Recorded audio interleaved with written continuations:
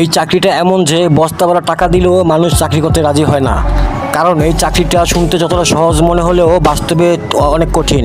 এটা হলো লাইট হাউসের চাকরি, যেখানে একা একা মাসের পর মাস সমুদ্রে একা থাকতে হয়। সমুদ্রের মাঝে ছোট্ট একটি টাওয়ারে একা একা থাকতে হয়। চারপাশে শুধু সমুদ্রের ঢেউ আর প্রচণ্ড ঝড় বৃষ্টি। কারোর সাথে কথা বলার সুযোগ থাকে না এবং কোনো মানুষের দেখাও পাওয়া যায় না। শুধু সমুদ্রের মাঝখানে ছোট্ট একটি ঘরে বসে রাত দিন নজর রাখতে হয় যে এই লাইট হাউসের আলো ঠিকমতো জ্বলছে কিনা, কারণ এই লাইট হাউসে আলো জ্বলে বলেই সমুদ্রে নিরাপদে জাহাজ চলতে পারে।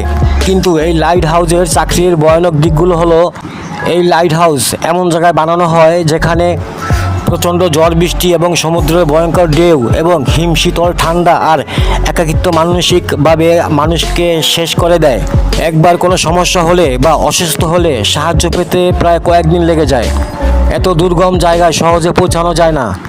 যারা এই ভয়ঙ্কর চাকরিটি করে তাদেরকে প্রায় 2 থেকে 3 কোটি টাকা বেতন দেওয়া হয়। তাও সহজে আবার এই চাকরির জন্য লোক পাওয়া যায় না, কারণ এই চাকরির জন্য সাহস ও মানসিক শক্তি কম মানুষেরই আছে। বন্ধুরা, ভিডিওটি দেখতে থাকুন।